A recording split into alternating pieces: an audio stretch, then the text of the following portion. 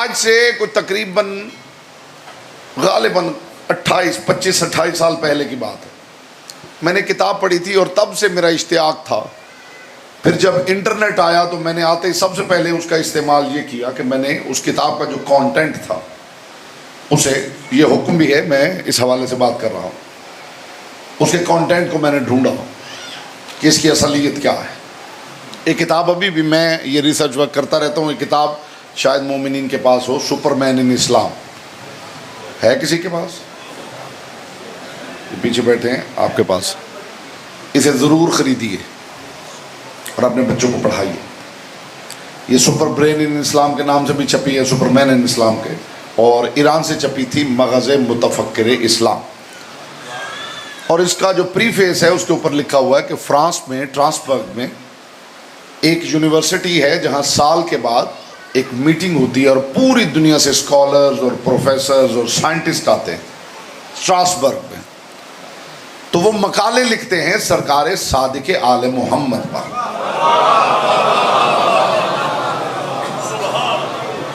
تو ان کا جو مجموعہ ہے اسے چھاپا گیا ہے سپر برین ان اسلام کے نام سے. تو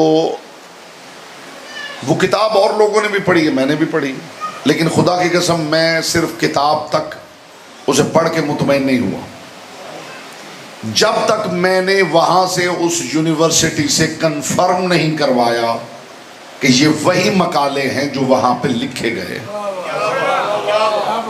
اور تب سے میں نے ایک کتاب پڑھی تھی برمودا ٹرائنگل پر. برمودا ٹرائنگل کا نام تو آپ نے سنا ہے جی، ہوئی تھی بات. میں تھوڑی اس کی وضاحت کرنا چاہتا ہوں اور اس سال تھوڑا اس میں تجربہ بھی شامل ہے جو آپ تک پہنچانا چاہتا ہوں. اس کتاب کو پڑھنے کے بعد کہ روئے زمین پر ایک مثلث ہے، ایک جگہ ایسی ہے جہاں پہ کوئی بھی نہیں جا سکتا، جہاں پہ آرمی کے ان کے ایروپلینز گئے ہیں، شپ گئے ہیں اور اس کے بعد پھر وہ نظر نہیں آئے. وہاں کے لیے بھی وہ مسٹری ہے، یعنی دنیا کا سب سے جو ایڈوانس کنٹری ہے ان کے لیے بھی وہ معمہ ہے، مسٹری ہے. تو میرے دل میں تب سے یہ تڑپ تھی. اس کے بارے میں بہت کچھ میں نے پڑھا، جو پائلٹ وہاں گئے تھے ان کے انٹرویوز میں نے پڑھے، بہت دل میں تڑپ تھی. اور پڑھتے پڑھتے مجھے بہار الانوار میں ایک پورا چیپٹر مل گیا اسی برمودا ٹرائنگل پر. اور وہ چیپٹر آپ کو بھی مل جائے گا 11ویں اور 12ویں جلد اگر آپ خریدے بہار الانوار کی جو ٹرانسلیٹڈ ہے. میرے پاس وہ سارا عربک کانٹینٹ موجود ہے 102 والیومز میں بہار الانوار. وہ آپ پڑھیں گے تو اس میں مل جائے گا جزیرہ خضرا کے نام سے، سبز جزیرے کے نام سے. تو تب سے میرے دل میں خواہش تھی کہ مولا کسی طرح ممکن ہو تو مجھے ایک مرتبہ اس جگہ کی زیارت ہو جائے جسے برمودا ٹرائنگل کہا جاتا ہے. میں ہر سال سفر میں جاتا ہوں یو ایس اے مجالس پڑھنے کے لیے. تو 2-3 سال سے میں کوشش کر رہا تھا. مجھے پتا چلا کہ یو ایس اے میں جا کے بھی وہاں جانے کے لیے الگ سے ویزا لینا پڑتا ہے. تو میں کوشش میں تھا اور پچھلے سال وہ تڑپ اتنی زیادہ تھی کہ میں نے کہا مولا کسی طرح ہو کہ میں وہاں پہ پہنچ جاؤں. اب آپ یقین کریں میں حسینیت کے ممبر پہ بیٹھا ہوں، مجھے کال آئی. کال کہاں سے آئی؟ میامی سے. میامی وہ جگہ ہے جہاں سے تقریباً 2.5 گھنٹے کی ڈرائیو ہے اور وہاں سے وہ پوائنٹ شروع ہوتا ہے جہاں سے برمودا ٹرائنگل کا آغاز ہوتا ہے. اسی میامی شہر سے مجھے کال آئی کہ مولانا صاحب آپ یہاں آئے ہوئے ہیں تو مہربانی کر کے ہماری 3 مجالس پڑھ دیجیے. تو میں نے ان سے شرط رکھی. میں نے کہا جی میں تو اتنی دیر سے انتظار کر رہا تھا، اب آپ کی کال آ گئی ہے. شرط ایک ہے، میں مجالس پڑھوں گا لیکن شرط یہ ہے کہ برمودا ٹرائنگل تک آپ مجھے پہنچائیں. انہوں نے کہا جی یہ ہمارا وعدہ ہو گیا، آپ تشریف لائیں، آپ مجالس پڑھیں، ہم آپ کو لے کے جائیں گے، ہم آپ کو پہنچا دیں گے، آگے آپ جانے اور برمودا ٹرائنگل جانے. تو میں نے وہاں جا کے مجالس پڑھی. 3 تو میں نہ پڑھ سکا، فلائٹ لیٹ ہو گئی، ایک مس ہو گئی. 2 مجلسیں میں نے پڑھی. ایک جشن تھا ربیع الاول میں اور ایک مجلس تھی. وہاں سے میامی سے 2.5 گھنٹے کی ڈرائیو گاڑی کے اوپر وہ مجھے لے کے گئے. وہاں ایک جگہ ہے کی لارگو. کی لارگو، پورٹو ریکو اور برمودا، یہ 3 جگہیں ہیں جو مثلث بناتے ہیں، اور ان کے اندر وہ جزیرہ موجود ہے جسے ہماری کتب نے جزیرہ خضرا کہا ہے۔ میری اس کے اوپر ویڈیوز ہیں، میں نے وہاں پہ لیکچر ریکارڈ کروایا ہے، وہاں پہ لائیو گفتگو، وہ اس وقت یو کے سے نشر ہو رہی تھی لائیو گفتگو، جو وہاں پہ بوٹ کے اندر، وہ ہم زیادہ دیر نہیں کر سکے، وہ غالباً 10 یا 12 منٹ کی گفتگو ہے، لیکن پوری ریکارڈنگ آپ فیس بک کے اوپر دیکھ سکتے ہیں۔ 2 راتیں میں وہاں رہا ہوں،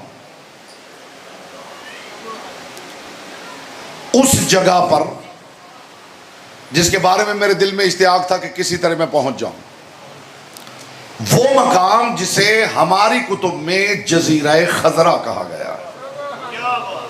اگر آپ آسمانی روٹ کی بات کریں تو جو پلینز اوپر سے اڑتے ہیں وہ بھی اسے بائی پاس کر کے اڑتے ہیں، جو شپ پانی میں چلتے ہیں اٹلانٹک اوشن میں وہ بھی اسے بائی پاس کر کے چلتے ہیں۔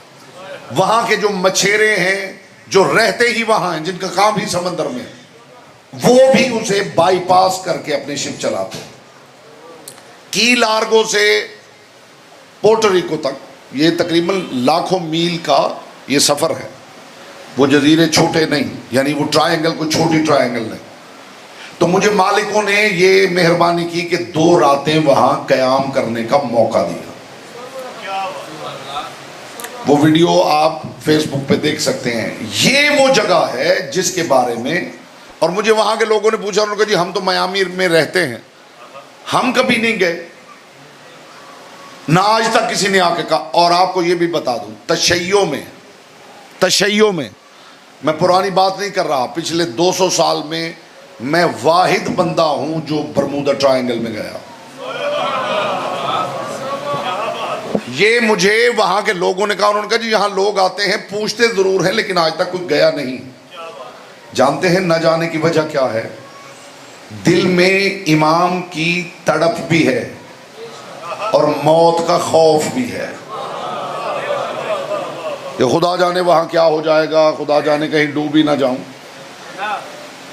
مجھے ایک بات یاد آ گئی ہے، کسی نے کہا تھا فرزند رسول حسین ابن علی کی زیارت کے لیے جانا چاہتا ہوں، لیکن درمیان میں دریا ہے اور اس میں طغیانی رہتی ہے، ڈر رہتا ہے کہ کشتی ڈوب نہ جائے۔ امام نے فرمایا زیارت پہ جاؤ، ڈوبو گے بھی تو سیدھے جنت میں ڈوبو گے۔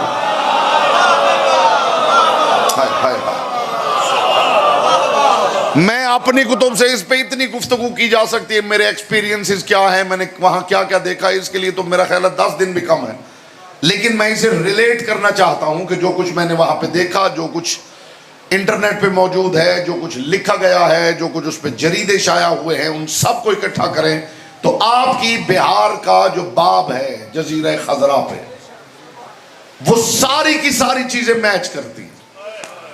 اور جزیرہ خضرا کے بارے میں لکھا گیا ہے کہ یہ وہ مقام ہے جہاں زمانے کا امام موجود ہے، اور اکیلا موجود نہیں بلکہ اپنی اولاد کے ساتھ موجود ہے۔ علی بن فاضل مازندرانی یہ ان افراد میں سے ایک ہیں جنہوں نے اس جزیرہ خضرا کا وزٹ کیا ہے۔ امام سے ملاقات نہیں ہوئی ان کی، امام کے ایک پوتے سے ملاقات ہوئی، اور وہ ملاقات کا جو حال ہے وہ تھوڑا سا میں آپ کو سنانا چاہتا ہوں۔ وہ فرماتے ہیں کہ میں اندلس کے اپنے ایک استاد کے پاس پڑھتا تھا، تو میں نے اچانک دیکھا کہ پہاڑ سے قبیلہ اترتا ہوا رہا، تو مجھے بڑا اشتیاق ہوا کہ میں بھی اس قبیلے کے ساتھ جاؤں اور تھوڑا سیر کروں، گھوموں پھروں۔ تو میں نے آگے بڑھ کے پوچھا کہ آپ کہاں سے آئے ہیں؟ انہوں نے کہا کہ ہم قبیلہ بربر کے لوگ ہیں۔ اور یہ بھی آپ کو بتا دوں کہ برمودا ٹرائنگل کے جو برمودا جزیرہ برمودا ہے، اس کے گرد 13 جزائر ہیں جنہیں جزائر روافظ کہا جاتا ہے۔ جزائر روافظ کا مطلب ہے 13 جزیرے ہیں جزیرہ برمودا کے ارد گرد جنہیں شیعوں کے جزیرے کہا جاتا ہے۔ یہ ہر دور میں علی والے اس اشتیاق کی وجہ سے جا کے وہاں آباد ہوئے ہیں کہ یہاں زمانے کا امام موجود ہے۔ اور یہ بھی نہ سمجھیے گا کہ زمانے کا امام موجود ہے تو اس کا مطلب ہے کہ بس وہی موجود ہے۔ وہ وہاں ویسے ہی موجود ہیں جیسے روضے میں حسین موجود ہیں. نہیں رہ گئے ہیں آپ, لطف نہیں لے سکے, لطف نہیں لے سکے. ہائے ہائے ہائے, متوجہ ہیں حضور؟ وہ کہتے ہیں میں نے پوچھا, انہوں نے کہا جی ہم قبیلہ بربر کے لوگ ہیں. تو انہوں نے کہا کہ میں آپ کے ساتھ جا سکتا ہوں؟ انہوں نے کہا ہاں جا سکتے ہیں.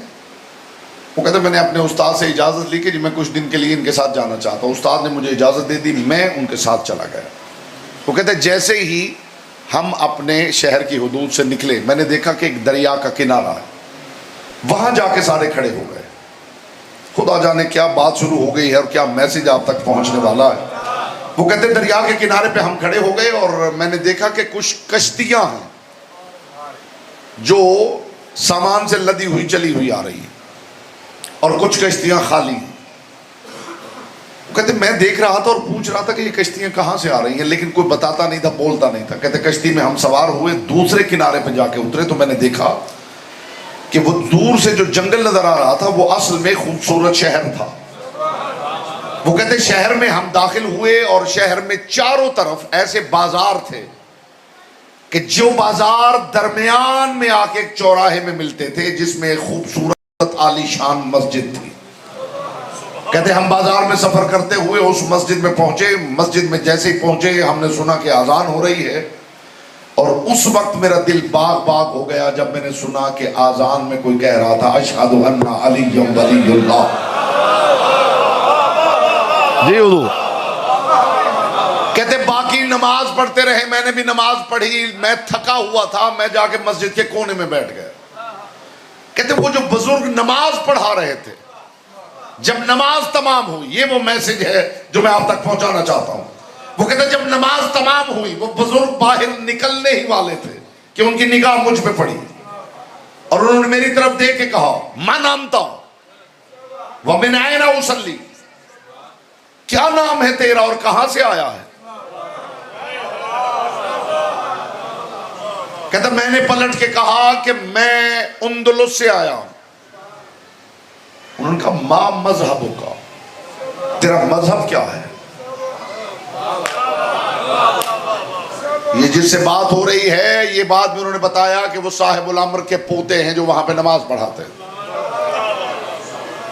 انہوں نے پوچھا تیرا مذہب کیا ہے؟ اب سماعت بیدار کیجئے کہ زحمت تمام کر رہا ہوں, تیرا مذہب کیا ہے؟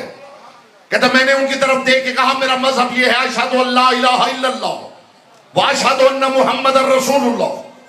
کہتا میں یہ کہہ کے چپ کر گیا, مگر وہ ابھی بھی میری طرف دیکھ رہے تھے جیسے کسی اور شے کے سننے کا انتظار کر رہے ہو. اور جب انہوں نے دیکھا کہ میں نہیں بولا تو انہوں نے مجھے فرمایا لم تنفعک ہاتان الشہادتان, یہ بات یاد رکھ یہ دو گواہیاں تجھے کچھ فائدہ نہیں دے گی.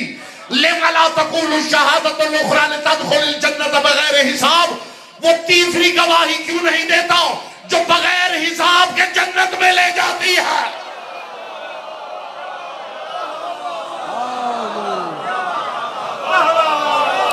لم تنفعک ہاتان الشہادتان,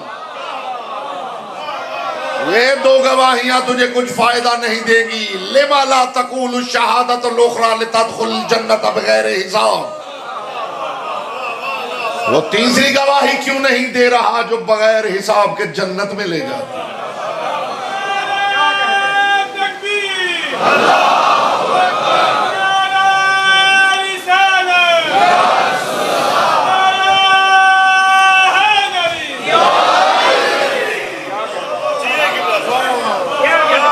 انہوں نے وہاں امام کے پوتے سے سوالات کیے ہیں, ان کے جوابات ملے ہیں, اور وہ سارے کے سارے بہار الانوار کی 12ویں جلد میں موجود ہیں. جی انوار میں جی. اس کے باوجود کسی کو یقین نہ آئے تو پھر اس کی اپنی مرضی ہے. ہم تو صاحب الامر کی بارگاہ میں گواہی دے دیں گے کہ مولا ہم نے تو یہ بات آپ تک ان تک پہنچا دی تھی. مولا جن کی پشتوں پہ آپ نے ہاتھ رکھا ہوا ہے نا, انہیں ہی بڑی مشکل سے منوایا ہے.